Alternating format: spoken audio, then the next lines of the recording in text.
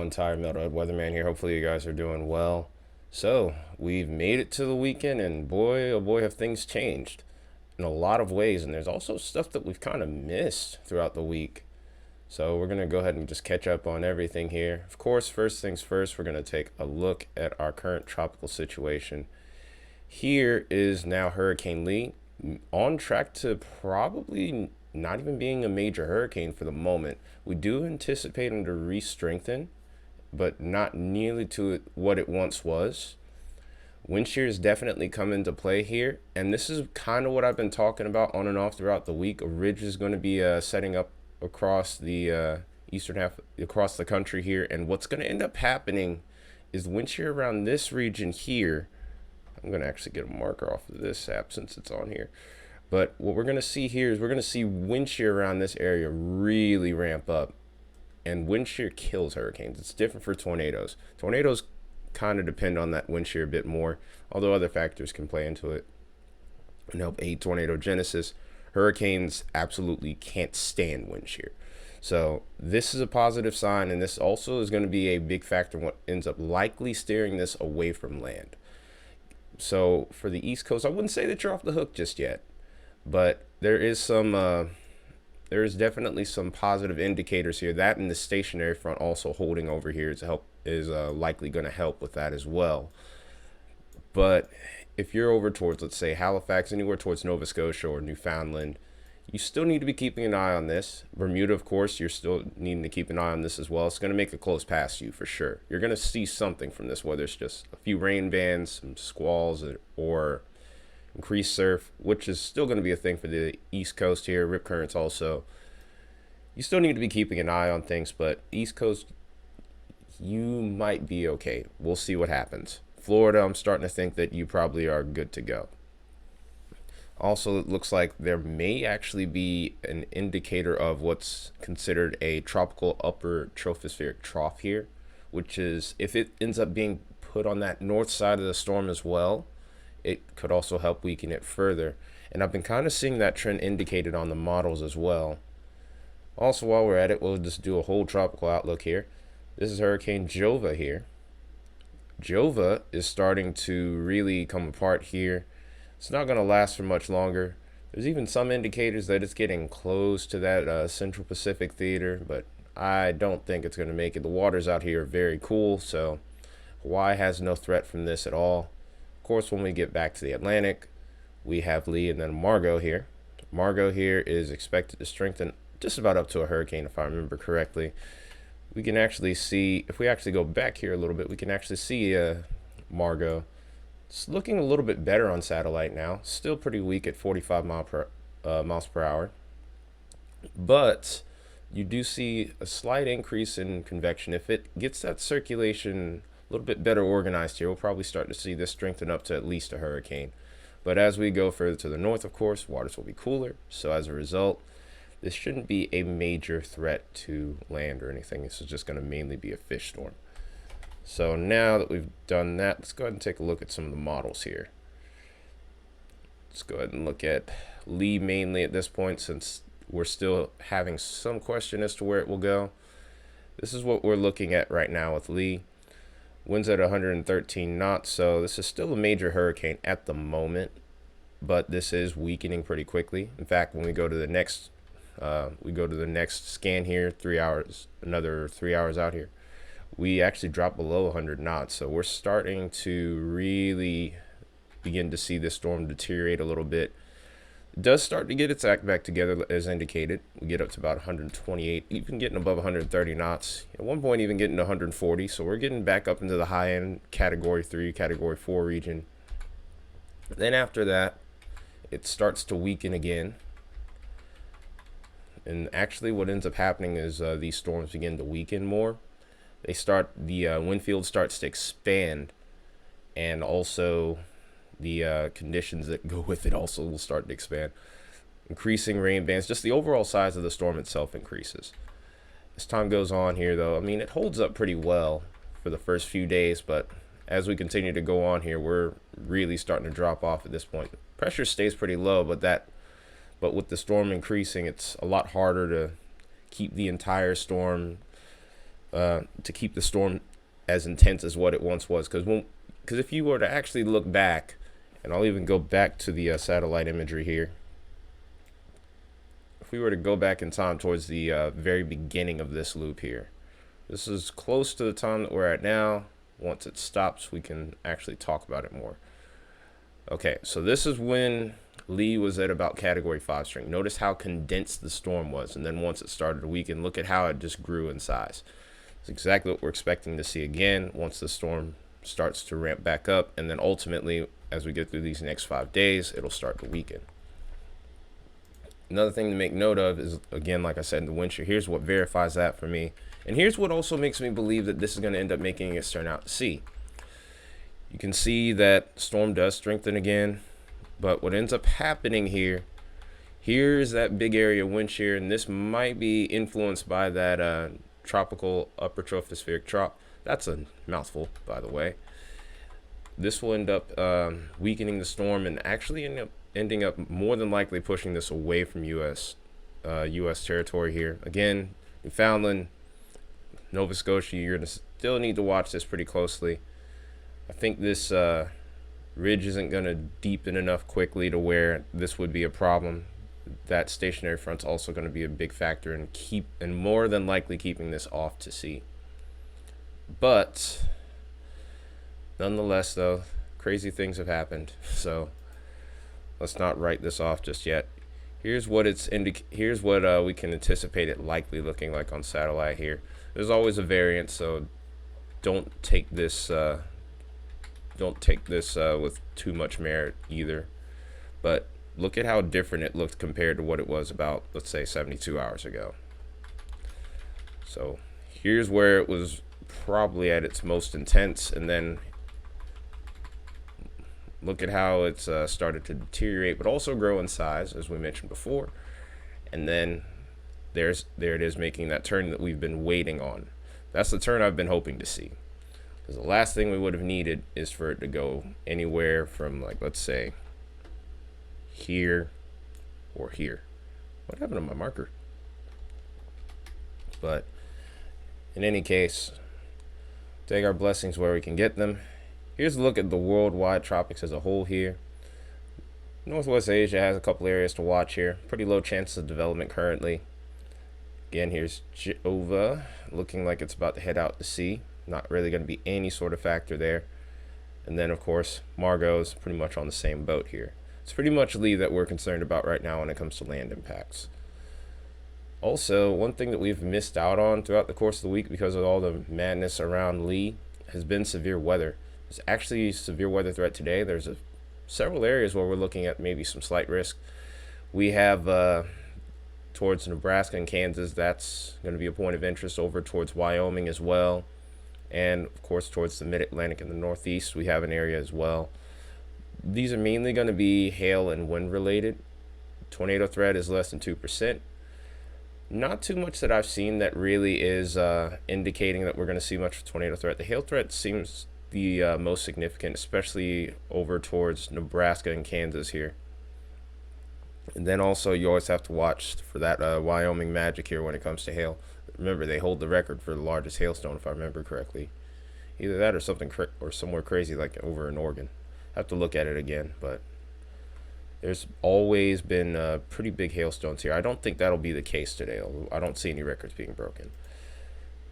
But this is a look back at the past week, and the last few days in particular have been very surprising. These are filter reports. These are not all of the reports that we've seen. But if you go to unfiltered reports here, you have 300 reports from severe weather alone yesterday. And then when you go back the day before, 541. Most of this comprised around the Northeast and the Mid-Atlantic, even sneaking around to some spots in the Southeast too. So plenty of activity been going on here. And then earlier in the week, there was a notable severe event that went on over towards the Dakotas as well. Wasn't able to cover this at the time, unfortunately. But there was some moderately significant wind. There were a couple of reports over towards the North and South Dakota line that were significant. And then also there were a few that were over towards the Minnesota-North Dakota line as well. So it's been a pretty active week, if I'd say so myself. So let's go ahead and look at some dynamics for the day. Like I said, I wouldn't expect anything super amazing here. But one thing to make note of here is the fact that both of these areas right here that we're expecting those slight risks for severe weather, they're on the downslope of this ridge right here that's building. And then here's our little weak trough that's developed over here. This is also going to help bring the temperatures down over towards the southeast in particular. It's not going to quite be as hot. We've already been experiencing slightly cooler temperatures. We're not dealing with the 90 degrees, 95 plus degree days over here as much. And then the same can be said for the Midwest too. But as time goes on, as we go through Sunday, there's only a marginal risk for that right now, but we'll have to watch that and see if it gets upgraded. Because really, if I remember looking at this correctly, I thought I saw a marginal risk last night for today, and now we've been upgraded, of course. So, plenty to keep track of here. Do see something building here, and over time, as we get towards the middle to latter half of the month, I do anticipate a slight increase in severe weather. Just what we get from that is still unknown, of course, because of how far out we are still. But eventually we may have a few live streams with severe weather depending on how things play out. But this is what we're looking at. 500. Main area of interest to me is really going to be 700. Over towards 700, I think that's going to be where we end up seeing most of the action. And I think the hot spot for this area, of course, over towards the slight risk, is going to be more so right here. I don't know what's going on with this thing. This was not making ink that bold. Let me actually check that out here. Sorry about that, guys. I don't know what the heck was going on with my Epic Pen app here. It's a pretty cool app to use, but I think I hit a wrong button. But anyway, it's not important right now. Our point of interest, of course, is going to be over towards this region here. With other parameters such as dew point or moisture return lapse rate, it's going to be our main point of interest. Of course, as far as tomorrow is concerned, we'll go back and take a look at the marginal risk for tomorrow as well. It's mainly going to be over the, I wouldn't say southwest, but more so the western half of the plains, maybe a little bit of high plains insanity, mainly for the wind and hail threat. Of course, tornado threat's going to be pretty minimal at this time, but what we'll be looking for is maybe something along the 700s here to pop up. And this is our spot here. This could be a little bit off time here. If we could get anything going here, there could be a couple severe storms. I don't expect any high report number days off of Sunday from the looks of it. Then as we look towards Monday, we could see an increase in severe weather as well. Although right now, what I remember, I didn't see a severe weather risk indicated at this time. Of course, we know the weather tends to change pretty quickly, so if anything changes, I'm sure we'll figure it out pretty quickly. So as far as everybody's concerned this weekend, let's go ahead and take a look at that. I'm going to run this into a loop actually. But you can see clearly over towards the southeast, temperatures are a bit cooler here. And then even over towards the southern plains here, where we were starting to see temps in the 110s, we're starting to see a little bit of a drop off there as well. Towards the southwest seems to be the hottest area, but even so, the area is a lot smaller. I was seeing those 110s plus starting to really even get into northern Arizona, even parts of Utah here. We're not seeing that anymore, so we might be getting a little bit of a break from the heat soon, which is great news because, for one, I work outside, and anyone else who's working outside, they could tell you too. This year's been rough. But thankfully, it looks like we may be getting a break here. I don't want to say that it's the end of the 90s, the triple digits, extreme heat, or anything like that. So we can always be surprised, even during the later part of fall, winter, etc. Plenty of instances of that. But this is what we're seeing right now across the country. Best areas right now, as far as temperatures are concerned, definitely seem to be towards the Dakotas, and then also towards the Great Lakes right now. As far as precipitation is concerned, a little different story there. But looking at the dew points here, and this is mainly going to be to look at our severe weather potential. There's our moisture return, a little bit of corn sweat included there as well, because this is our little center point over here. You normally would get something like that from the Gulf, but we're way too far north. And usually by that point, these areas here would probably be in 70-degree dew points just for these to be in 60. So getting a little bit of that transpiration going on, a little bit of that corn transpiration going on here. Also seeing a little bit over towards Kansas as well. And that return alone is going to be enough to fuel the storms that are anticipated to develop later this afternoon and into the evening. And then as time goes on, we see a secondary moisture return. This one comes from the Gulf, and this is what will help a lot for severe weather over here towards the southwestern plains. And then, of course, Monday, see a very strong moisture return over the southeast here in particular. If other parameters do come into play here, we could see a couple severe storms out of that too. More than likely, I'm thinking we'll see a marginal risk for Monday. As far as severe weather parameters are concerned, it's a look for today. We do see pretty sufficient instability over here towards the Kansas-Nebraska line, even stretching back into some parts of Colorado as well, eastern Colorado in particular. And then as we go into Sunday, I do see a decent bit of instability on that New Mexico-Texas line here as well. Seen plenty of severe weather over towards this region. I'll even go ahead and take a look at a sounding. I wouldn't expect too much to come of it. That's a little bit bold to say that it's going to be a tornado threat there, but you never know. As far as low-level shear is concerned, well, the mountains always can play a role, so you never know, but I'm not really sold on this. There is a decent little dry pocket right here. It's 700 millibars, so I'll keep an eye on it, but I don't really anticipate much coming of this. We'll see what happens, though. We'll see how they trend with this. D-Cape, though, however, is very high. Decent low-level humidity, low relative humidity there. So there's definitely a decent chance of severe weather here. I wouldn't expect it to be widespread once again, like I said before, but nonetheless, though, it definitely looks interesting.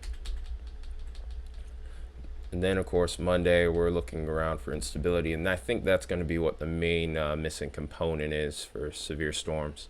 Could see it across the Carolinas here, could see it across parts of Virginia, but outside of that, I'm not really expecting a whole lot.